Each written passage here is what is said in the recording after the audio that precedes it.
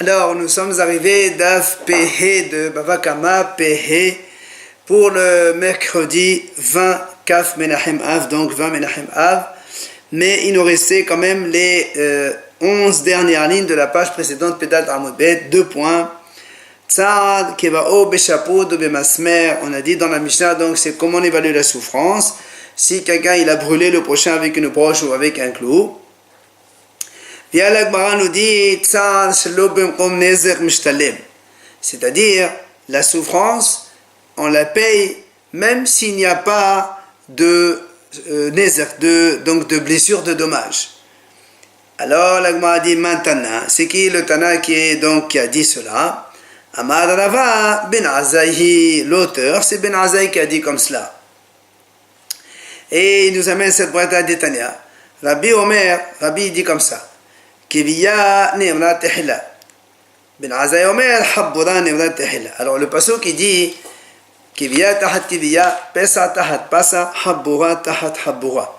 Donc si quelqu'un brûle, donc Kiviya c'est la brûlure, Pesa c'est la blessure, donc et Habbura aussi c'est une blessure.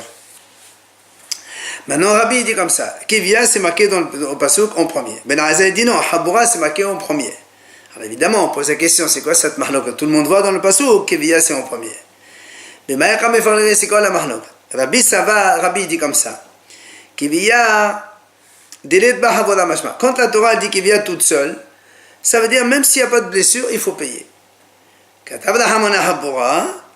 Maintenant que la Torah l'a rajouté par la suite Habbura, l'égal de Ya'ala, Dikhviya, Dilet Bahavoda. In et la. Pourquoi la Torah l'a rajouté Habbura ensuite? C'est pour te dire non, il y a seulement Kiviya avec blessure, donc la souffrance avec blessure tu payes, mais s'il n'y a pas de blessure, on ne paye pas de souffrance. Ça c'est Rabbi. Rabbi Azay Saval, Kiviya dit Habbura mashma. Rabbi Azay dit non. Quand la Torah dit Kiviya, ça veut dire que même s'il y a une blessure aussi, on paye la souffrance et la blessure. Katabna Hamana Habbura. Pourquoi la Torah l'a écrit Habbura alors par la suite? C'est pour te dire non. Quand on a dit Kiviya en premier, c'était la Kiviya sans blessure. Et donc là-bas, Ben Azay dit, on paye la souffrance même s'il n'y a pas donc de dommages à payer au niveau de la blessure. Alors sur ça, Matrif la Rapapa, il objecte, il dit Adraba au contraire. Ifka mestabra. La Mishnah, c'est Rabbi qui l'a écrite. Et toi, tu me trouves une mahlok dans Rabbi Ben Azay, et tu me dis que la Mishnah, elle est comme Ben Azay. Le contraire, voilà comment on raisonne. C'est Rabbi qui dit, Rabbi Omer Kiviya Nimra Tehila. Ça veut dire que la Kiviya qui a été dite en premier sabbat, Kiviya dit Bahabura, donc ça veut dire que la Torah, quand elle marque Kiviya brûlure, ça veut dire avec la blessure. Mashma. Maintenant, et pourquoi la rajouter Habura, donc qui signifie blessure par la suite? Les Raluyala, c'est pour te dire non, la brûlure dont on a parlé au début du passouk, c'est une brûlure sans dommage, sans blessure. Et c'est pour ça donc qu'on paie la souffrance même s'il n'y a pas de blessure. Et c'est Rabbi qui dit ça comme notre Mishnah. Ben Azay Omer, Habura Nimra Tehila. Rabbi Azay dit non. Là, la Torah l'a dit Habura en premier, ça veut dire ça va qui vient de Habura Meshma. Quand la Torah de brûlure, c'est une brûlure sans blessure. Pourquoi la Torah a rajouté blessure? C'est pour te dire les Galouya, pour donc expliquer que la Kiviya dont on a parlé au début,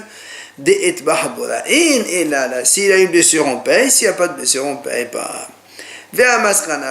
Donc c'est sur cette conclusion de la compréhension du pasuk de Kiviya et Habura quand on s'en tient. Et Nami Lagma dit, je peux proposer une autre réponse. Donc aussi bien Rabbi que Ben Azay pense que quand la Torah marque Kiviya avec ou sans blessure. Alors c'est quoi la mahlok entre Ben Azay et Rabbi? Ici en fait, Rabbi et Ben Azay ils discutent sur le principe de klal ufrat. Quand on a une généralité, ensuite on a un détail, mais qui sont lointains, ils sont distants l'un de l'autre, est-ce que ça marche ou ça ne marche pas? Voilà la mahloket. Rabbi savar endani noto bichlal ufrat. Rabbi dit, il y a marqué Kiviya au début. Et comme entre les deux, il y a marqué Pesa ensuite Habura. Donc Kiviya c'est le klal, Habura c'est le prat. Mais comme ils sont distants, alors on ne fait pas prat. Ça veut dire que Rabbi dit la souffrance même s'il n'y a pas de blessure. Par contre, Ben Azai ça va, Ben Azai dit que même ils sont distants, Klal c'est prat derrière Habora, donc donc pour payer la kiviya, la brûlure, il faut qu'il y ait une blessure, et c'est la vie de Ben Azai. Donc c'est-à-dire que Ben Azai dirait une souffrance sans blessure, on ne paierait pas. Maintenant, l'Agma dit si tu dis maintenant que selon Rabbi Kiviya, même s'il n'y a pas de blessure, on paye quand même. Alors pourquoi la Torah elle parle d'Al-Mark Habura? Avec ou sans, de toute façon, on va payer. Elle répond, les damim yeterim. Évidemment, s'il y a une blessure, il y aura de l'argent en plus à indemniser, à rembourser. C'est pour ça qu'on a marqué Habura. Après, on a dit dans la Mishnah, on dit Kama Adam Kayose Vazer Litol, quand on a parlé un petit peu comment on évalue la souffrance, on évalue un homme combien il est prêt à prendre pour subir de telles souffrances. Alors, l'Agma a dit ça, donc la souffrance, en même temps qu'il y a une blessure, comment on va évaluer ça? C'est-à-dire quelqu'un il blesse son prochain, soit il lui casse la jambe, soit il lui coupe le bras, donc il y a le dommage, mais il y a aussi la blessure. Comment on évalue? Amar Avo d'Ishmoel, le père d'Ishmoel, il répond, il dit, on dit Kama Adam on évalue combien un homme il accepterait de prendre de l'argent pour qu'on lui coupe la main. Alors le a dit, il n'y a pas que la souffrance à lui payer. Il faut payer la honte, la blessure, les soins médicaux, le chômage. Et c'est quoi ça? Est-ce que tu connais quelqu'un qui accepterait qu'on lui coupe la main? C'est pas possible. Pour de l'argent, où tu vas trouver ça? Et là, l'Agma a dit non. Tu sais comment on évalue ça? L'Irtoa, il y a deux Haktora. Quelqu'un, il a une main qui est, ça veut dire elle est donc non fonctionnelle, ne marche plus. Et on lui demande donc de couper cette main. L'Agma a dit, il y a deux Haktora en ami. Là, ça a l'air hodika. Il n'y a pas que la souffrance non plus, là aussi. Il y a aussi la honte. Quelqu'un avec quelqu'un, il a honte aussi de lui prendre son bras, sa main, on la coupe et on va donner à manger au chien. Et là, l'Agma a dit, voilà comment on évalue. On dit, Kama Adam Ben Sam les Saif. On dit, on évalue combien un homme, il est prêt à prendre. Alors que dans le royaume, il voulait lui couper la main. Et on lui dit, normalement le roi il te coupe avec un remède, avec un poison. Là on te coupe avec l'épée. Combien tu accepterais de prendre? Amri, l'Agma a dit non, ça ne marche pas ça aussi. Pourquoi? Personne n'accepterait de prendre d'argent pour se faire souffrir de cette façon. Et là, on dit Kama Adam aussi on dit non. En fait, ce qu'on va donner, indemniser la victime, c'est quand on évalue un homme combien il est prêt à donner, quand le roi il veut lui couper la main, et combien il est prêt à donner au bourreau, au lieu de lui couper la main avec l'épée, il lui donne un poison et ça lui coupe la main, avec un médicament. Et c'est ça qu'on indemnise, la souffrance. Alors la m'a dit, alors pourquoi tu dis l'étole? C'est pas l'étole, c'est pas de prendre, c'est de donner. C'est-à-dire la victime elle va prendre de l'agresseur ce que quelqu'un d'autre aurait donné au gouvernement, donc au bourreau, pour lui éviter cette souffrance. On a dit dans la Mishnah donc que la Torah a dit qu'il faut payer aussi les soins médicaux. Quand quelqu'un il blesse l'autre, il faut lui payer aussi les soins. Si un homme donc il a été blessé et il y a eu des complications, ça s'est surinfecté, Venestara il appelé les revenus, Venestara Hamaka Hayab Poto, il faut donc continuer à le soigner. Et en plus, évidemment, il faut continuer à lui payer son chômage. Par contre, si maintenant la surinfection, la complication est venue, mais qui n'a rien à voir avec la blessure que l'autre lui a causée, Ni il lui paye les soins, ni il lui paye son chômage. Ça, c'est le Tanakama. Rabbi Yehuda Omer, Rabbi Yehuda lui dit non, même quand la complication provient de la blessure initiale causée par l'agresseur, il doit le soigner, mais il ne paye pas le chômage supplémentaire. Maintenant, le troisième avis des Hachamim, ils disent Shivto ou Fuato. Hachamim, ils associent le chômage avec les soins. Quand on a besoin de payer le chômage, on doit payer les soins médicaux. Mais si on ne paye pas le chômage, alors on ne paye pas non plus les soins médicaux. Voilà donc les trois avis, Tanakama, Rabbi Yehuda et les Hachamim. Donc la Gemara pose une question, donc de quoi discute ces Hachamim? Amar Rabba, il a dit Rabba, j'ai trouvé les Hachamim qui étaient dans la yeshiva de Rav. Ils discutaient, ils disaient c'est-à-dire, c'est une plaie quand on pouvait faire un grand pansement pour éviter par exemple le froid, mais le problème c'est que quand tu fais un pansement tu la chauffes, et bien à cause de cette chaleur ça va se surinfecter. C'est ça la mahloukat. Alors Rabbanan savre makan etena le egg. Hachamim eux ils disent une plaie elle est faite pour être attachée, donc pour être pansée, et donc il a le droit. C'est pour ça que si maintenant ça se complique, il faut payer et les soins médicaux et le chômage. Rabbi Yehuda dit non, une plaie c'est pas faite pour donc être pansée. Donc comme lui il a pensé, ça c'est compliqué. Le repos il paye même s'il ne devait pas le faire, les soins médicaux, mais le chômage c'est pas de sa faute parce que il devait pas la penser. C'est ce que dit la Gemara. Comme il y a marqué dans la Torah, rapouille la paix, même si c'est par la faute du monsieur qui a donc pensé sa plaie et qui l'a donc chauffé, ça va cesser de surinfecter. Mais comme il y a marqué deux fois le mauvais rapouille la paix, donc c'est pour ça qu'il doit payer quand même l'agresseur.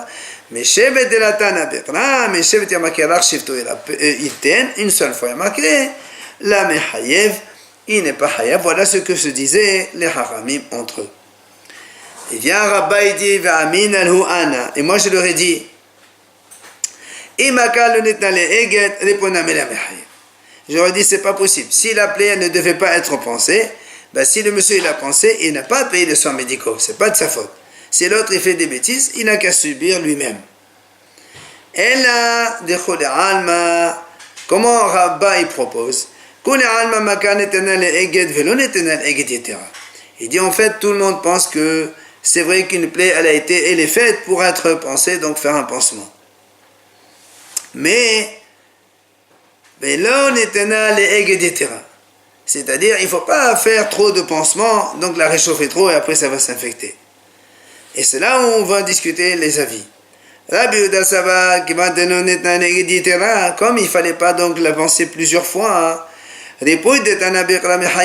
les soins médicaux, puisque la Torah l'a répété deux fois la paix, il doit quand même payer. Mais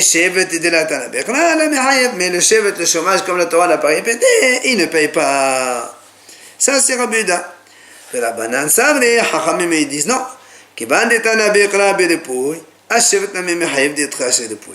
Comme Hachamim ils disent, comme la Torah elle a donc elle a répété deux fois le mot répouille. Donc il est hayab pour les soins, alors il est hayab aussi pour le chômage, parce que pour les haramim, chômage et soins médicaux, ça va de pair. Alors, ça va. Pourquoi il ne paye pas le chômage? Parce que Rabbi te dit, comme il y a marqué rak shifto, donc il ne paye pas le chômage. Voilà les haramim, pourquoi ils disent oui? Ils disent haramim, rak, les shalom hamata makahu de'ata. Le rak que les Hachamim ont dit, il paye les soins médicaux et aussi le shevet, alors pourtant il y a marqué rak, c'est parce que c'est pour le rak, le diminutif, c'est exclu quand la complication vienne, pas à cause de la blessure initiale. Maintenant, Rabbanan Batraï. Et les Hachamim, donc le troisième avis des Hachamim, qui ont dit Hachamim, donc, ils disent quand il y a donc indemnisation chômage, il y a aussi l'indemnisation des soins médicaux. Et s'il n'y a pas de chômage, il n'y a pas de soins médicaux. Alors, ils expliquent comme ça. Alors, puisque eux, Repouille et Shevet, ça va ensemble. Alors pourquoi la Torah elle répète deux fois Vela et la paix? Selon eux, on n'a pas besoin de répéter. Alors, l'Agma a dit, ils en ont besoin pour l'enseignement de Détana de Vela Bishmael. Ce qu'on a enseigné dans la Yeshiva de Rabbi Ishmael. Qu'est-ce qu'on a enseigné? Détania de Vela Bishmael, on a enseigné là-bas, on a dit. C'est marqué dans la Torah, Rabbi Ishmael dit comme ça, c'est marqué dans la Torah, Vela et la paix. Tu sais pourquoi il est marqué deux fois Vela et la paix? C'est pour ça, pour te dire que le médecin, il a le droit de soigner et de guérir les gens. Parce qu'on aurait pu penser, si Hachem l'a fait tomber malade, pourquoi toi tu viens le soigner? Il dit non, Vela et la paix, c'est là, de là on apprend pourquoi il est répété deux fois. C'est pour cette raison que les Hachamim disent Vela et la paix, c'est répété deux fois. Tano Rabbanan Hachamim enseigne. D'où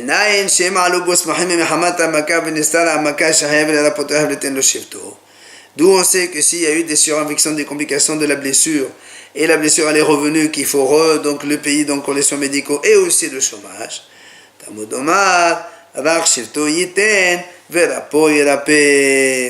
Donc la Torah dit, dans tous les cas, il faut donc payer les soins médicaux et le chômage. Est-ce que même si les complications ne sont pas dues à la blessure initiale, il doit payer aussi? Talmud le Rak seulement, c'est un diminutif pour ne payer que seulement ceux qui sont liés à la blessure initiale. Rabbi Yosef bar Yehuda Omer, Af mehamat hamaka patur. Rabbi Yosef bar Yehuda dit non, même tout ce qui est, même si c'est à cause de la plaie initiale, les complications, il ne paye pas. Alors l'Agma a dit, c'est quoi les complications? Pas trop de quoi Shneem. Donc elle a dit, pourquoi, d'abord la Bible dit, pourquoi? Parce que Shneem Rak, et marqué Rak, c'est ça le diminutif, c'est pour rien payer. Alors l'Agma a dit, en fait, il y a deux versions. Certains disent, Av Mehamat Amaka Patou, les Gamre Karabana Batrai. Certains disent que quand Rabbi Yossi dit, même Mehamat Amaka Patou complètement, ni les soins médicaux, ni les chômages, comme les derniers Ravi de Haramim, quand il n'y a pas de chômage, il n'y a pas de soins médicaux. Et d'autres versions disent quand Rabbi aussi il a dit Patour, même à cause de la plaie initiale, de la blessure initiale, c'est uniquement du chômage qu'il est Patour. Mais il doit quand même payer les soins médicaux. Et là, Keman, c'est comme son père, Rabbi Yehuda, il a dit ça tout à l'heure dans la Braïta. Amar mort, il a dit mort. On reprend ce qu'on a dit. On a dit tout à l'heure, est-ce que même les complications qui ne sont pas dues à la plaie, il faut qu'il paye l'agresseur? On a répondu non dans le passage qui a marqué Rak. Alors le a dit comment? Est-ce que pour ça tu as besoin d'un passage pour me dire que les complications qui ne sont pas dues à la blessure initiale, que l'agresseur il ne va pas payer? Tu as besoin d'un passage pour me dire ça? Amré, Hachamim disent non. En fait, c'est pas que c'est pas lié à la plaie. Quand on a dit que c'est pas donc dû à la plaie initiale, comme la Braïta a dit, ça veut dire quoi? La victime, donc celui qui a été blessé, il a donc n'a pas écouté les paroles du médecin. Qu'est-ce qu'il a fait? Il a mangé du miel, toutes les douceurs, toutes sortes de douceurs. Et nous on sait, mais et évidemment, ce genre de choses, c'est mauvais pour les plaies, pour les blessures. Et donc, c'est à cause de lui, est-ce que donc il doit l'agresseur, il doit payer des soins médicaux encore? C'est pour ça qu'on a dit, en fait, il ne paye pas. Donc, ce n'est pas aussi évident que ça. Juste l'agma a dit, Maï Gadgoutni, c'est quoi ce mot Gadgoutni que tu as dit? C'est donc une chair morte. C'est quoi, comment on la soigne? Donc avec des herbes, de la cire, et viqalba, c'est Rachid dit des racines qui se trouvent comme ça dans les cruches de vin. Maintenant, le Gemara a dit si l'agresseur qui a blessé le monsieur, il est lui-même médecin, viens je veux te soigner, comme ça je ne te paye pas les soins médicaux. Alors on dit, il peut lui dire la victime, non, de tu es pour moi comme un lion qui est en train de me chercher des histoires. Et s'il lui dit, je peux t'inventer un médecin, un autre, mais qui te soigne gratuitement. Il peut lui dire la victime, non, un médecin qui vient soigner gratuitement, ses soins, ils valent rien du tout. Je n'accepte pas. Et s'il lui dit, je t'apporte un médecin de loin, il peut lui dire la victime, non, un médecin qui vient de loin, il peut soigner n'importe comment, parce que de toute façon, après, il va partir, et on n'en parlera plus de lui.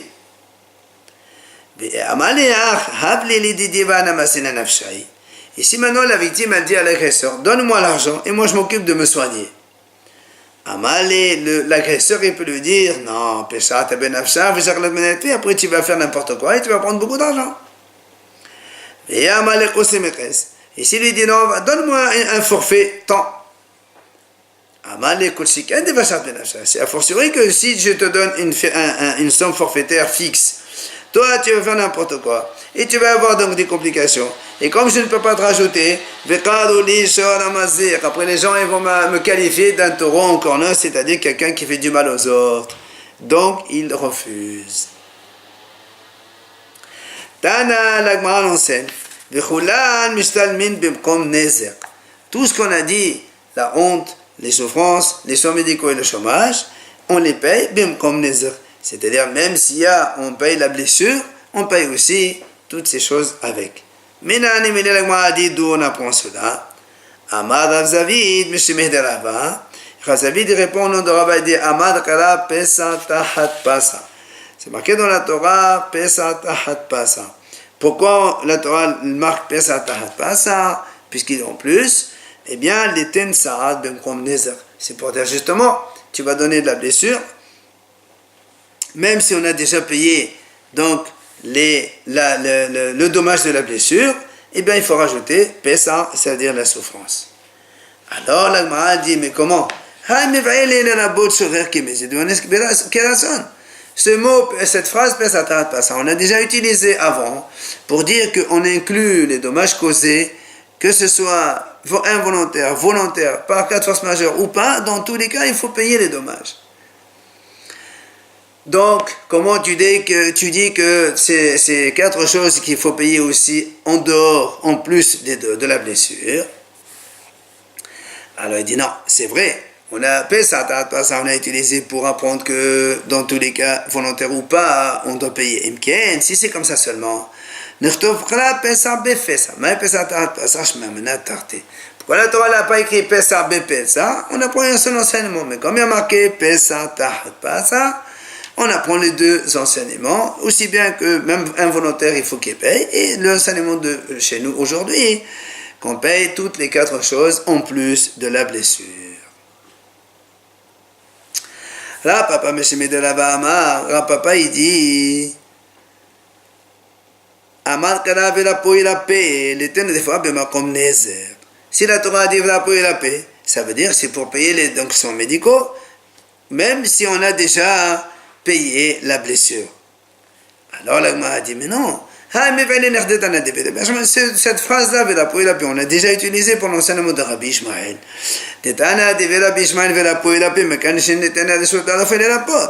On a déjà dit que c'est là où la Torah a donné l'autorisation au médecin de soigner. Alors comment tu apprends que même si on a payé la blessure, il faut aussi payer les soins médicaux? Imken, la Gemara a dit, si c'est comme ça seulement, on y retourne la vélofé et la paix.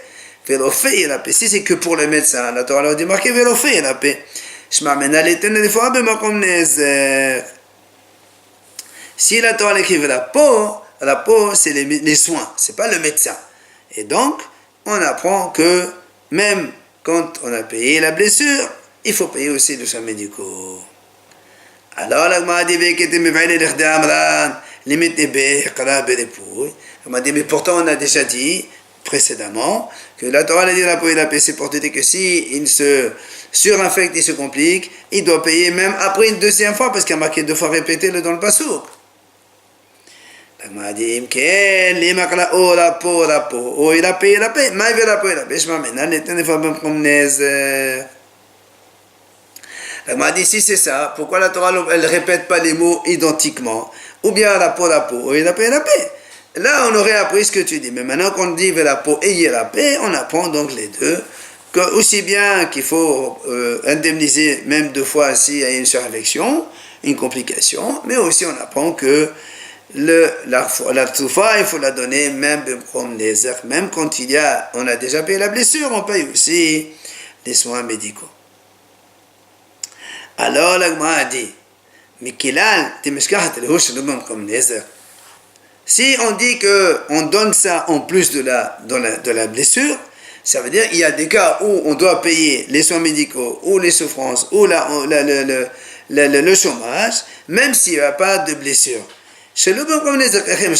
Comment est-ce qu'on peut trouver un cas où on doit payer ces choses-là, mais qu'il n'y a pas de blessure, de dommage de la blessure à payer? Alors là, on m'a dit, pour la souffrance, ça, on a déjà vu dans la Mishnah. Quelqu'un il le brûle avec une broche ou avec un clou. Il va falloir pour nous même sur l'ongle. Là, il n'y a pas de blessure. Mais comme c'est dans il n'y a pas de blessure. Et pourtant, tu payes la souffrance. Voilà, il y a un cas où souffrance, elle est sans blessure. Les soins médicaux aussi, ça peut exister. Comment? Imaginons ce monsieur, il avait mal quelque part. Les salir et la douleur, la plaie qu'il avait, elle est guérie. L'agresseur, pour le soigner, il a amené un remède très très fort, et il lui a au contraire transformé la peau en blanc. Il a donc changé la teinte de la peau qui est normale, brune un petit peu, il a blanchi. Alors, là, il n'y a pas de dommage, il n'y a pas de blessure. Mais il y a des arnaques de Vesamalin, côté comme on a débaissé. Donc, il faut qu'il lui repaye des soins médicaux pour donc retrouver la même couleur initiale de sa chair. Chevet, le chômage, comment on peut payer le chômage sans payer la blessure? Imagine quelqu'un, il enferme l'autre dans une pièce fermée, il lui a pas fait de dommage, il a empêché de travailler, il va lui payer son chômage. Enfin, Bochet, là aussi la honte sans blessure, comment est-ce possible? Quelqu'un lui crache à la figure, il n'y a aucune blessure, mais il y a une honte, il faut payer la honte. Tano Rabanan, Hachamim enseigne, Shevet, on a dit comment on paye le chômage. On a dit donc, on le voit comme si qu'il gardait un champ de concombre, et donc on lui paye ce chômage en plus donc de la blessure qu'il a déjà payée et les autres choses. Maintenant, si tu dis maintenant, c'est pas juste. Pourquoi? Parce que quand il était en bonne santé, il ne prenait pas le salaire d'un gardien de concombre. Et là, si par exemple il lui a coupé la main maintenant, avant il avait ses mains, il aurait pu puiser de l'eau avec ses mains, et il aurait pris un salaire plus important. Et Nami, Azil ou encore s'il avait ce jambe et qu'elle ne lui a pas cassé la jambe, il aurait pu marcher faire des missions à droite à gauche, il aurait gagné beaucoup plus. Alors l'agma dit, si tu me dis ça, il dit non, ça c'est pas injuste. Pourquoi? Parce qu'on parle ici que le monsieur l'agresseur, il a déjà payé la valeur de sa main et la valeur de sa jambe. Donc ça, les blessures, il les a déjà payées. Maintenant, il rajoute juste le chômage. Amar Rava, il a dit Rava, si quelqu'un il a donc blessé le prochain, on lui coupe la main. Premièrement, il lui donne la valeur de sa main. Maintenant, c'est quoi le chômage? C'est là où on le paie comme si il gardait un champ de concombre, parce que là, il n'a pas besoin de ses mains pour surveiller un champ. Il a besoin de ses jambes pour faire le tour du terrain, mais il n'a pas besoin des mains. Maintenant, si maintenant il lui a cassé la jambe, notez-le demedralo, il lui donne d'abord la valeur de sa jambe. Le chômage en paye. Comme s'il est resté devant la porte, donc il ne bouge pas, puisqu'il n'a pas besoin de ses pieds maintenant cette fois-ci. Il ne peut pas les utiliser, donc un gardien devant la porte.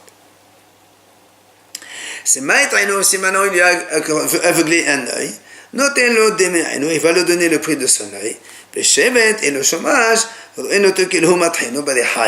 parce que quand avant on faisait donc tourner dans la meule pour faire moudre le blé, eh bien on n'a pas besoin on fait des tours en permanence, on n'a pas besoin de l'œil. C'est ça donc le chevet, le chômage quand on y a avec le soleil. C'est maintenant quelqu'un il a frappé l'autre, il l'a rendu sourd. Notenlo demekulo. Là, il lui paye la valeur de l'être en entier, parce que quand quelqu'un il est hayash aleno, il ne sert à rien. Rava, il pose une question. Si quelqu'un il a coupé la main à un monsieur, mais on ne l'a pas encore évalué. Après, il lui a cassé la jambe et on n'a toujours pas évalué l'amdo. C'est maintenant, il lui a aveuglé l'œil et donc il n'a pas évalué. Et après la fin, il a rendu sourd complètement. Mao. La dit, c'est la question.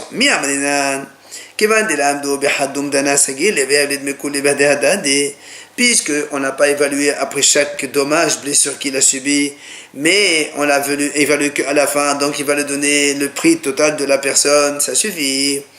Ou bien tu vas dire non, on évalue, on n'est pas d'abord le pied, la main, l'œil. Alors on m'a dit, mais finalement, c'est la même chose, ça revient au même. Que tu peux additionner les membres, ou bien tout l'être humain d'un coup, c'est pareil. Elle m'a dit, non, nafkamine, il y a une conséquence pratique. C'est quoi?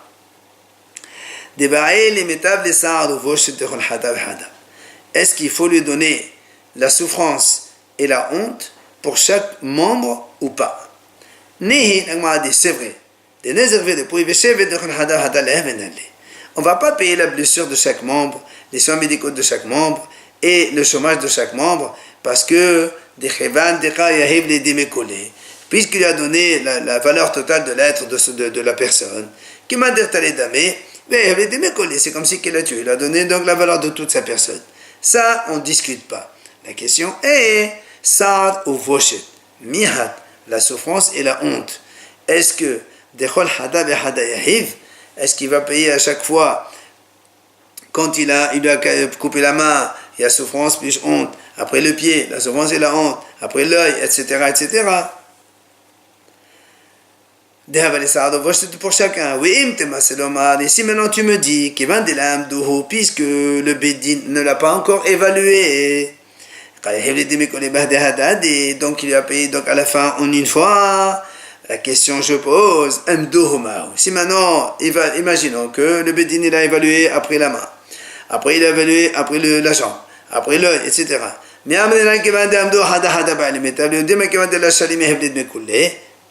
est-ce qu'on va dire, puisque le Bédine il a déjà évalué, donc à chaque fois il doit payer, même s'il n'a pas payé quand on évalue après la deuxième fois, troisième fois, il va payer pour chaque fois?